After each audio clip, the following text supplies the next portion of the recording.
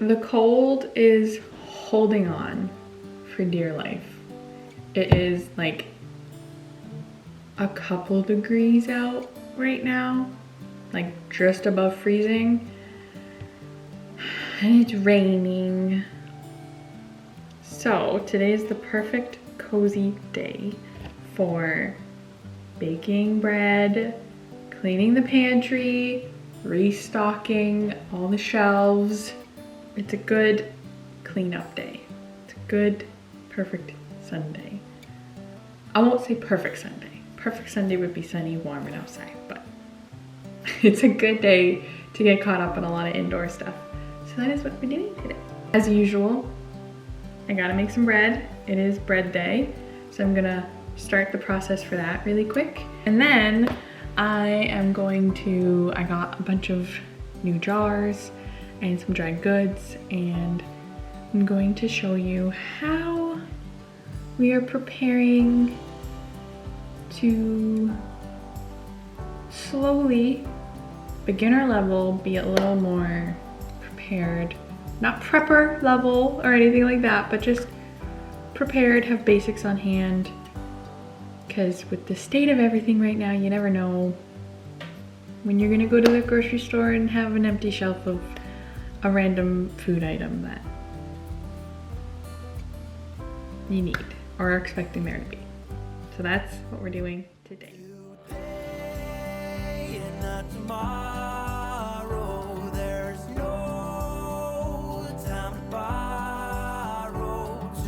Today is a good day to live. 725 grams of filtered water. I do about 100 grams of starter. Sometimes I dump too much and it's 150. I always try at least 100 grams. Anything more than that, I've gone up to 200 on accident and it turned out just fine, so.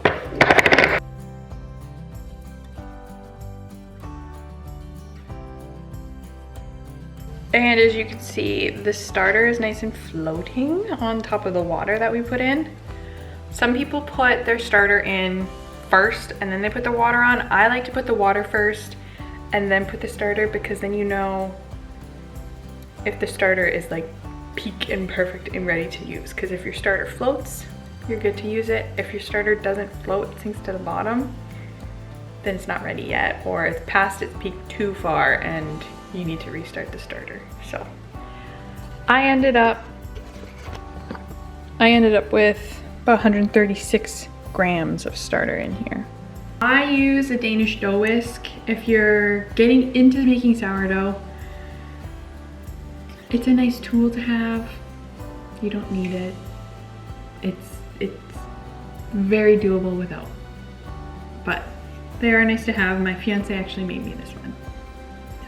And it's nice and frothy and foamy and milky colored, which means it's all mixed in. And then, for now, last but not least, 1,000 grams of bread flour. I don't add my salt until the second set of stretch and folds.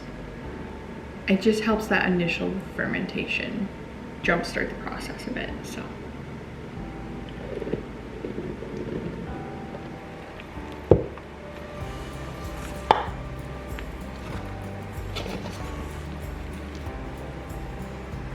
So our dough is nice and mixed in together and incorporated.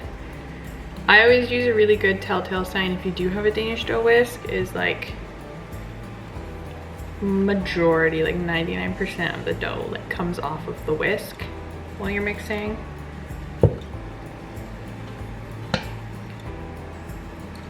So I'm going to cover this and I'm going to put it in a warm spot. Our propane heater keeps turning on right now, so I'm going to put it sort of near it. So it gets nice and warm and toasty.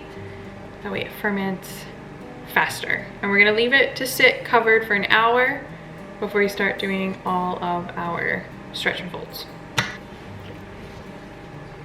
On the topic of self-sufficiency, is something that I have been wanting to try to make forever, because it's something we always buy from the grocery store, or tortilla wraps. And I have been seeing an increase in recipes shared online for sourdough tortillas. So I think we're gonna try that today too, because I have extra starter here. And they seem pretty straightforward.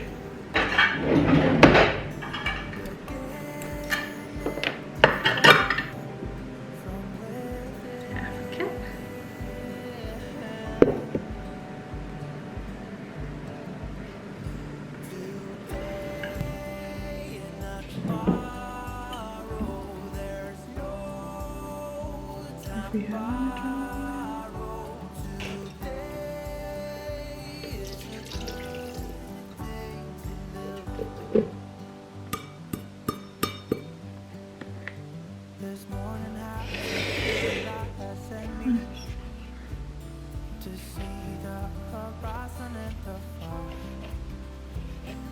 and I'm gonna put this back in the bowl. I'm gonna cover it and I'm gonna do the same thing. I'm gonna let it sit for about half hour this time. Something that I've been very intentional with doing is slowly building my collection of jars for food, for dried foods. So for my bread flour, outside of the bags, once they're new, I keep it in jars like these that have the seals on them. So they press on and they're sealed very tightly. Would I store something in this for a year or two without touching it or having to refill it? Probably not. I would more so go towards a mason jar. But for something like bread flour, where I'm using it once a week and I refill it almost once a week as it is, I am perfectly fine with this kind of seal, and it's a cute jar, which is very important. I have the same style of a jar for instant coffee. It seals very well. I go through it quick enough personally for my own preferences that type of a seal is perfectly fine to me. Something that I buy more bulk sized is all-purpose flour. I eventually want to get into and start messing around with using a grain mill and buying the wheat berries and milling my own flour fresh as needed. One, very expensive for a grain mill, so I'm trying to find like a cheap alternative to a grain mill to see if it's something I actually am gonna stick to at the present moment, at least. I've seen people say for if you're not using it all of the time, and obviously it doesn't last quite as long or near as long as an actual grain mill, but like the grinders you get for like coffee and espresso beans, like the little countertop ones, I've seen people say those work, so I'm intrigued with learning how to do it. So if you have any recommendations for like either beginner grain mill that's not gonna break the bank, or like an alternative that sort of does the same thing if you ever use like the espresso maker, let me know, because I'm curious. So when I buy my all-purpose flour, I always buy the big bag, the biggest bag.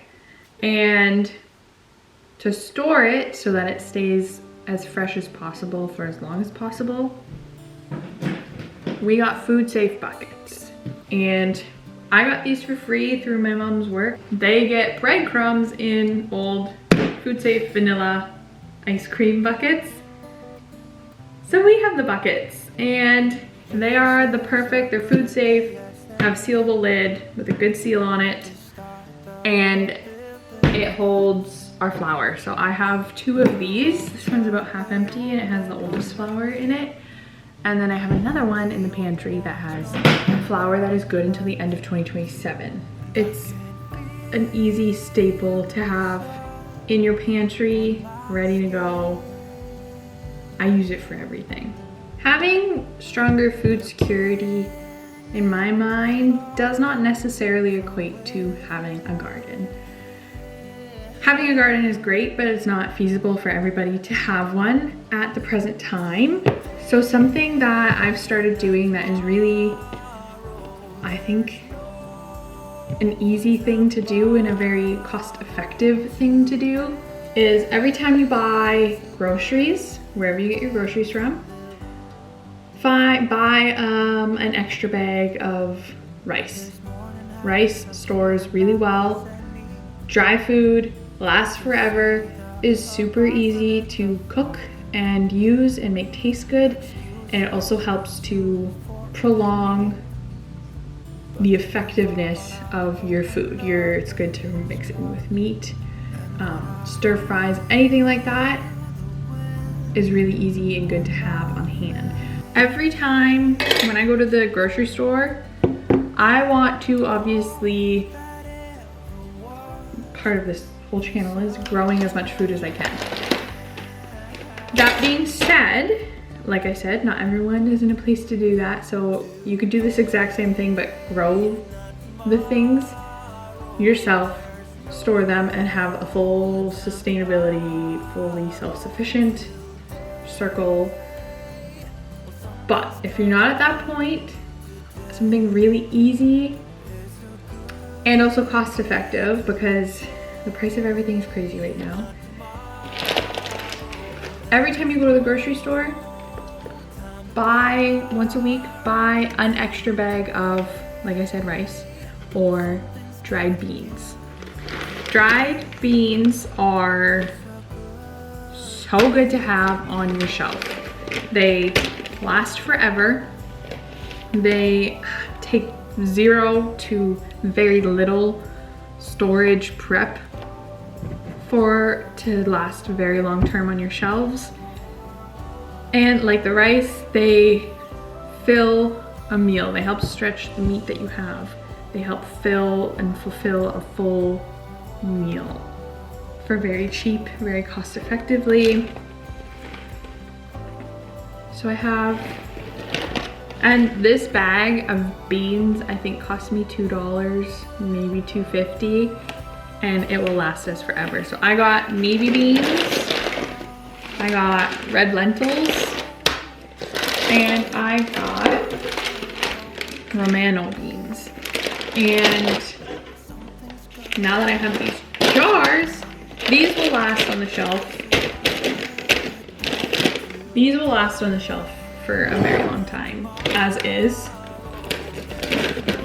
But now that I have these jars, what I'm gonna do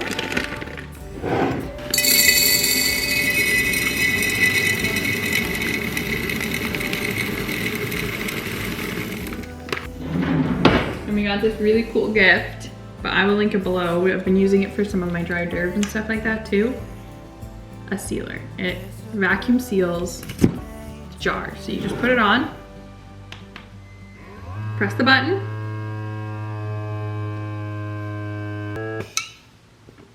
you hit a click, shuts itself off when it's done.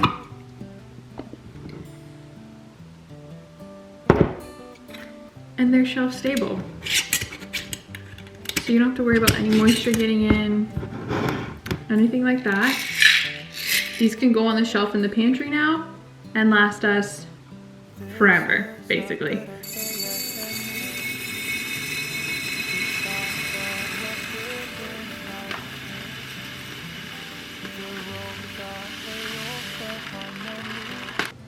There's check.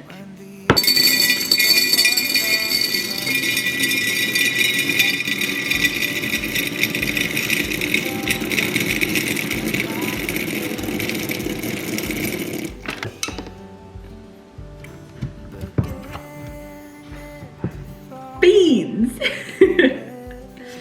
For about $6, we have months worth of protein and just potential meals that we can grow and make good. Not grow, but make good of these. I started to roll out the tortillas. I don't know how good this is gonna go because I don't have a rolling pin, so I'm using a coffee tumbler. Before I finish rolling out the rest of these, I'm gonna cook the 4 I have rolled out to see how thin I can roll them is good enough before I finish rolling out the rest. Oh, they're kind of working. They're bubbling. They're definitely that one's too thick. I can already tell. But let's.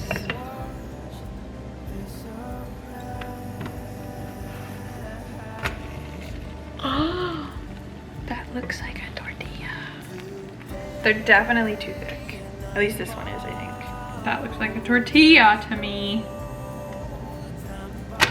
These look so much better than I thought they were going to look, to be honest. I was a little skeptical. I think I overdid a couple of them, but like,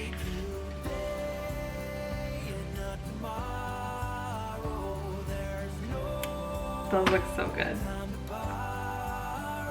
I would like them a little thinner if I can get them, but that's really good. And in thinking about things that I want to make, it's another thing towards just staying out of the grocery store is thinking of what are things that a quick Google search, homemade tortillas. I did sourdough because I had sourdough on hand, so I wanted to figure out, I like to use sourdough as much as I can. Homemade sourdough tortillas, literally 2 minutes to mix everything together. Let it sit by itself for 30 minutes. The longest part is rolling out the tortillas.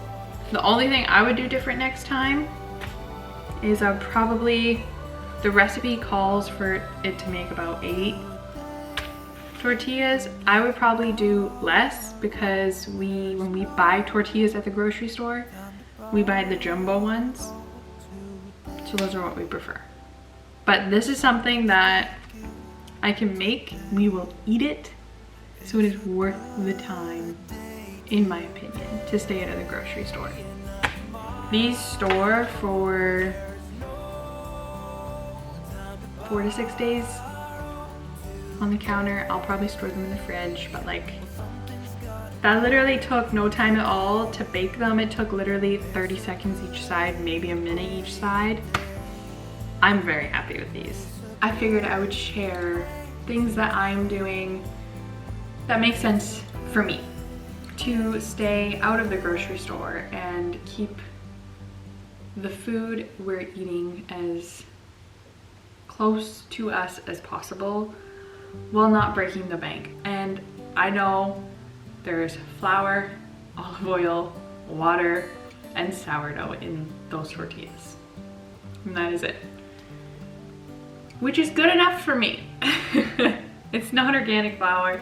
It's not home milled flour yet, but it's a lot better than the laundry list of ingredients that are on tortillas you buy from the store. Having beans on hand for us is a smart move because we'll eat the beans. If you're not gonna eat dried beans, don't buy dried beans.